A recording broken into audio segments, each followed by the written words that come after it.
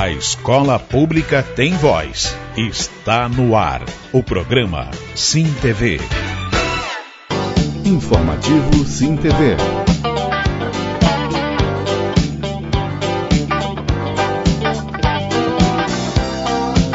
Bom dia, telespectadores do programa Sim TV. Hoje é sábado, 18 de abril de 2015.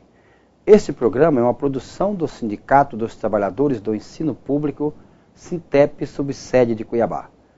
E vamos às informações da Rede Municipal de Ensino. Programa Pró-Funcionário. De acordo com informações da secretária adjunta Marioneide, o início do curso profissionalizante denominado Pró-Funcionário está previsto para o mês de maio de 2015. Com mais de 250 funcionários inscritos, o curso será coordenado pelo Instituto Federal de Educação de Mato Grosso, IFMT. E vamos às informações da Rede Estadual de Ensino. Manifestação reivindica celeridade. A direção do Sintep subsede de Cuiabá realizará no dia 24 de abril uma grande manifestação no Instituto Federal de Educação de Mato Grosso, campus Bela Vista.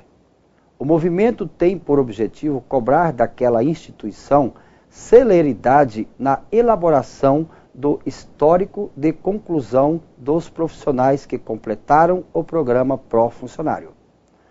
A manifestação ocorrerá a partir das 15 horas e conta com a participação dos funcionários das redes estadual e municipal. E atenção para estes importantes comunicados. Reunião de representantes.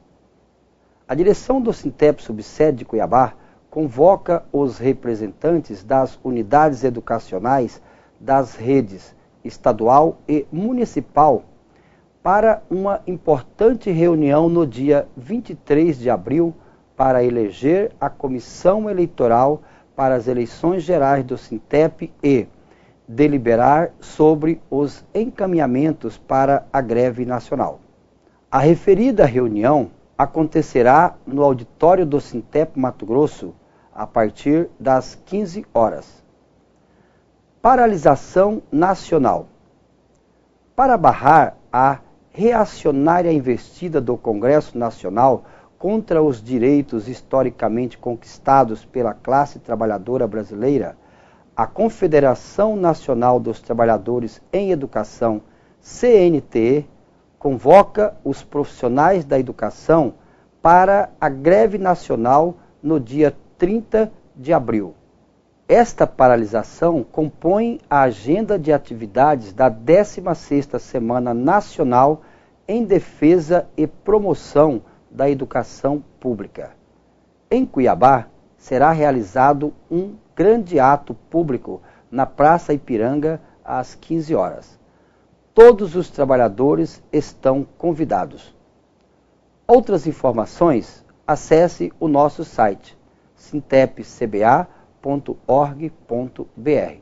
Não saia daí, porque nós vamos para um rapidíssimo intervalo e já voltamos.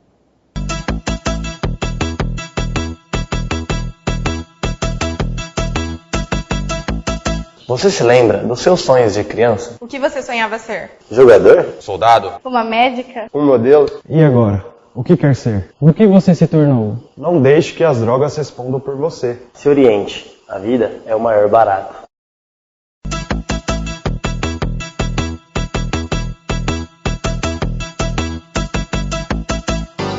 Planejando a educação.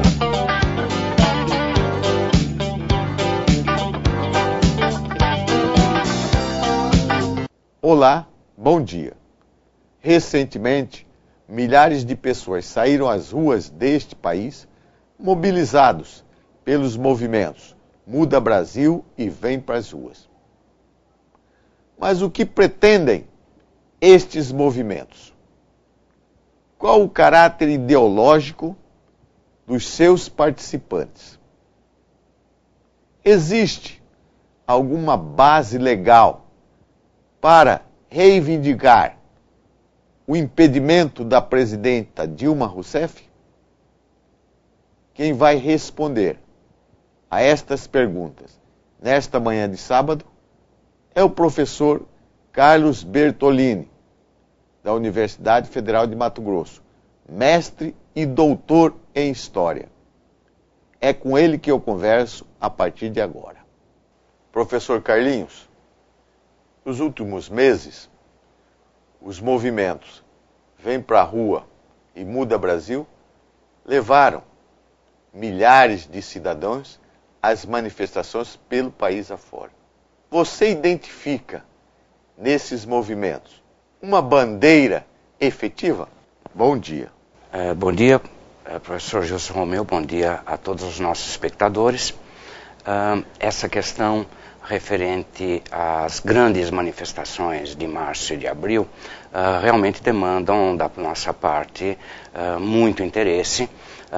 Sem dúvida nenhuma que a imprensa está correta quando menciona que desde os movimentos das diretas já e também do impedimento do presidente Collor em 1992, nós não vemos manifestações de massa tão densas, tão volumosas como essas, se partirmos do pressuposto de que existe uma continuidade entre os movimentos do ano de 2013 e esses atuais do ano de 2015.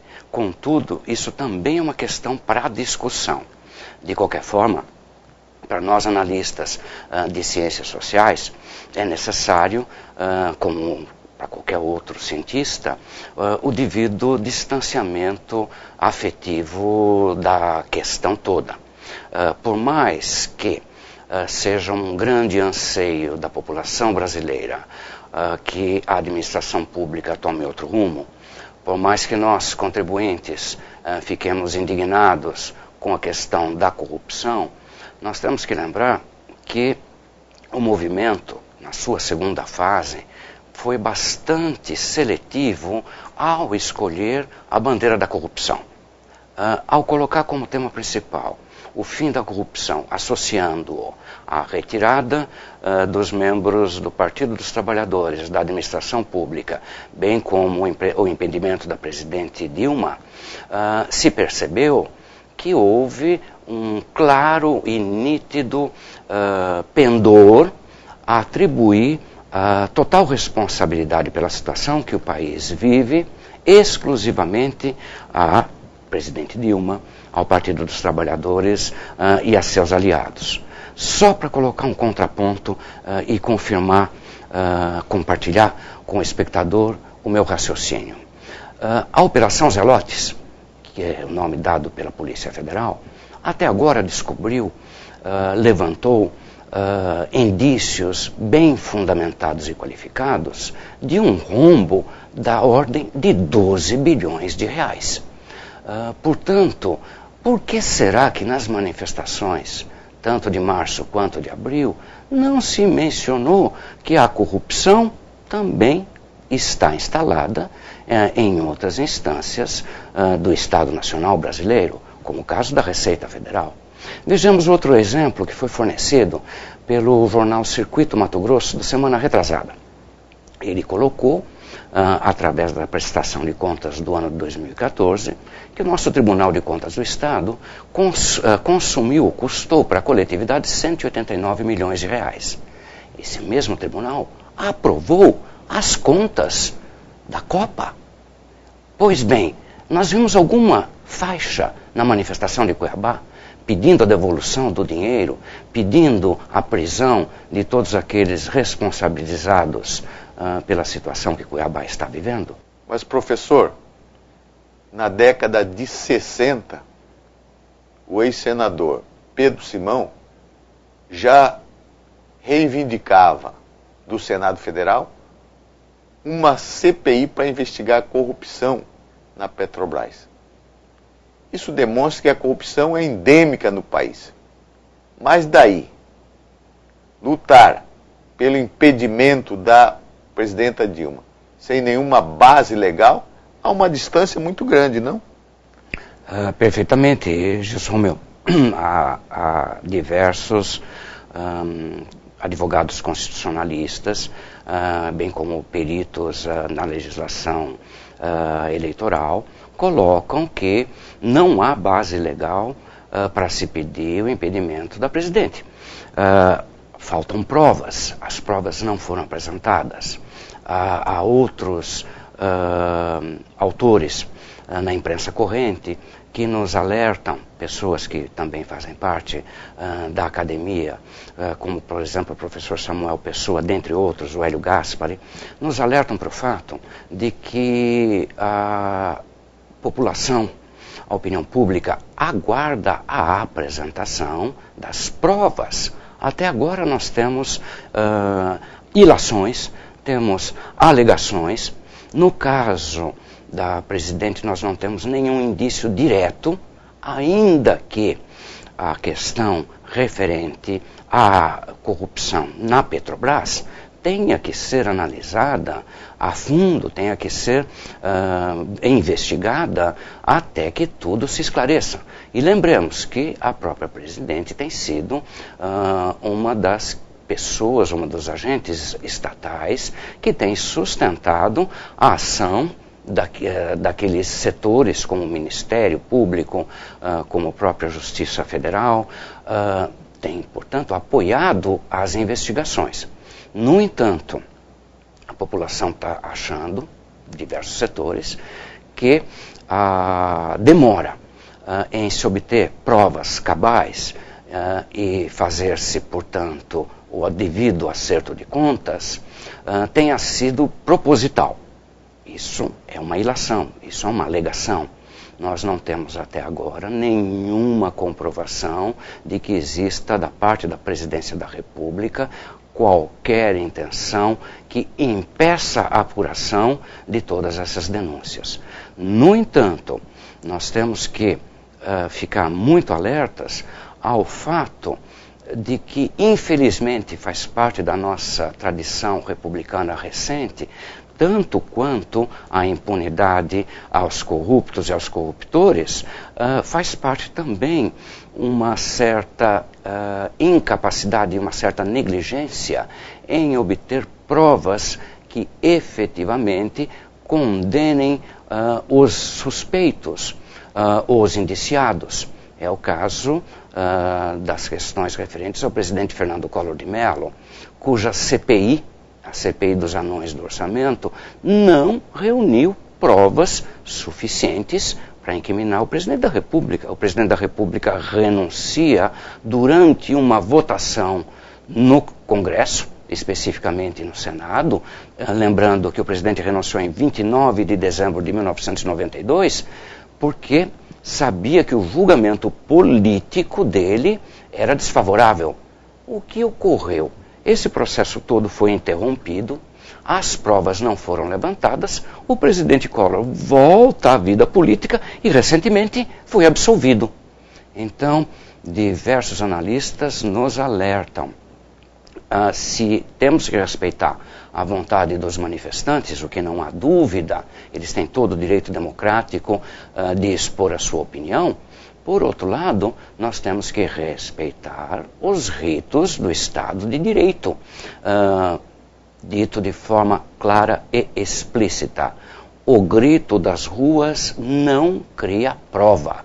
O grito das ruas explicita a indignação, explicita a oposição política, mas não cria um elemento jurídico, um fato jurídico que nos leve à clara definição de que haja possibilidade de envolver a Presidente da República num processo de impedimento. Nesses movimentos que estão indo às ruas, você identifica algum espectro ideológico? Veja, Gelson Romeu, espectro ideológico inequívoco do atual movimento levou, segundo seus condutores, ao próprio desgaste e à mudança de estratégia. Aqueles que acompanharam a crônica política da semana sabem que na quarta-feira os líderes dos movimentos foram a Brasília tentar convencer parlamentares a abraçarem a causa no Senado e na Câmara do impedimento da presidente Dilma. Se estabeleceu uma grande confusão. Em primeiro lugar, os condutores do movimento perceberam que a gama de movimentos e de cores ideológicas que faz parte dos manifestantes está também, como ocorreu em fenômeno análogo no ano de 2013, impedindo a sua continuidade. Para a opinião pública em geral, ainda que não se trate de analistas políticos, surgiu também indignação, emergiu descontentamento de ver nas manifestações o pedido de retorno da intervenção militar ou do estabelecimento de uma nova ditadura. Ora, é perceptível que impedimento de presidente Dilma através de um processo legal é muito diferente do retorno do regime militar e de todas as suas mazelas. Portanto, eu chego a afirmar, que, com base em outros repórteres e trabalhadores da imprensa, de que o próprio movimento percebeu a sua fragilidade ao abrigar estes setores que estão reivindicando o retorno do status quo ante, ou seja, o relógio do tempo retornar para antes de 1985 e temos de novo um regime militar redivivo. Se nós compararmos esses movimentos do ano de 2015 com os movimentos do ano de 2013, nós vamos perceber que, apesar de muitos analistas favoráveis às manifestações atuais colocarem uma continuidade entre as manifestações nesse lapso, ela não existe de fato.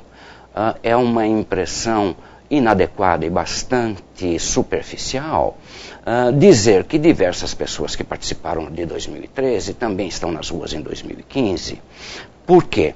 Os movimentos têm lideranças, seja através de iPhone, seja através de smartphone, de Samsung ou de qualquer outra coisa, os movimentos de hoje não foram convocados pelos mesmos setores que de 2013. Lembremos que o movimento estudantil, por exemplo, fez parte minoritária das manifestações de 2015. Basta olhar para as imagens para ver a diferença de faixa etária. No ano de 2013, o movimento estudantil, o movimento pelo passe livre, a juventude, conduziu o movimento inicial que foi agregando apoios, que foi sendo ampliado, para o qual, lembremos, também colaborou a excessiva violência da repressão das polícias militares. Quando as polícias militares reprimem excessivamente, como ocorreu em São Paulo em julho de 2013, o movimento tomou outro aspecto. Vieram os black blocs, o movimento, a maioria se indispôs com a existência desse setor, e o movimento acabou se esvaziando. Eu vejo um paralelo entre essa questão dos black blocs dentro do movimento 2013 com a existência de setores que defendem o retorno do regime militar no movimento Vem Pra Rua e na campanha pelo impedimento da presidente Dilma. Em função do caráter ideológico deste movimento, é possível afirmarmos que o Brasil está dando uma guinada para a direita? Bem, professor Gilson Romeu, há claros sinais, além da participação do movimento e de setores que pedem o retorno do regime militar, o que, lembremos, é inclusive proibido pela lei, há indícios claros de que a direita se rearticula e vem ganhando espaço na imprensa, nos meios de comunicação de massa, bem como seus principais personagens têm ganhado terreno. Pensemos na bancada Boi, Bala e Bíblia, que além da PEC da terceirização, está em andamento nesse momento na Casa de Representantes Federal, a revisão de diversos aspectos do Estatuto do Desarmamento. Então, efetivamente, esta bancada dentro da Câmara está atuando em favor dos interesses econômicos desses setores que, quando se expressam politicamente, dão apoio à direita. É inequívoco, portanto, a ascensão recente dessa postura e desses setores. Professor Carlos Bertolini, eu quero, em nome do Sindicato dos Trabalhadores do Ensino Público, Sintep Subsede Cuiabá, agradecer a sua entrevista a este programa. E, como sempre, você traz muita contribuição para que as pessoas possam compreender o caráter destas manifestações. Muito obrigado. Mas eu quero pedir a você, amigo telespectador, que não saia daí, porque nós vamos para um rápido intervalo e já voltamos.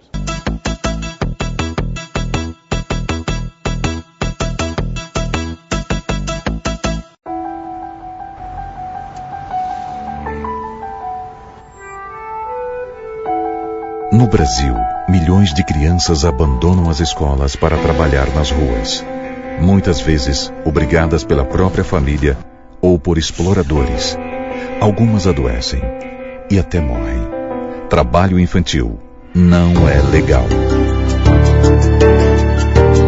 Uma campanha do Ministério Público do Trabalho.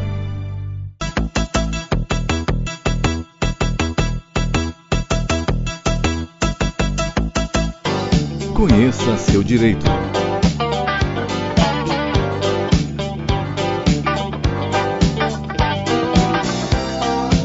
Bom dia, trabalhadores da educação.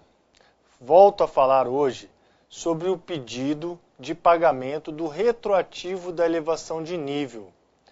Como todos nós já sabemos, a Justiça de Mato Grosso reconhece que o retroativo deva ser feito a partir da data do pedido da elevação de nível, e não propriamente da publicação da portaria de elevação de nível. Isso, o sindicalizado e a sindicalizada devem estar muito atento a essa questão, pois normalmente está sendo pago somente o retroativo referente à data da publicação da portaria. E isto é injusto e ilegal, pois o servidor público não deu causa à demora da análise do processo da elevação de nível. Pelo contrário, o servidor é obrigado, já no pedido inicial, juntar toda a documentação necessária à comprovação de seu direito. Então, quem dá causa a essa demora da análise do pedido é a administração pública. Então, o servidor tem o direito, sim, que o seu pedido de elevação de nível retroaja até a data do protocolo do pedido administrativo. Isso vale para todos os cargos, para todos os níveis. Este é o nosso esclarecimento. Fiquem conosco e vamos à luta!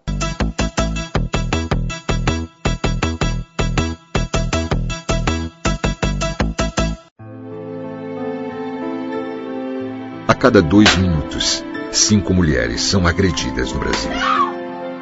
E de cada 100 mulheres assassinadas, 70 foram mortas por seus companheiros ou ex-companheiros. Violência contra a mulher é crime. Denuncie. O Ministério Público quer ajudar você. Ligue 180. Procure a promotoria de justiça mais próxima.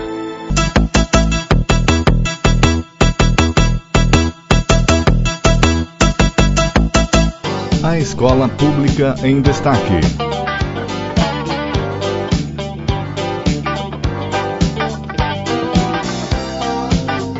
Olá, bom dia.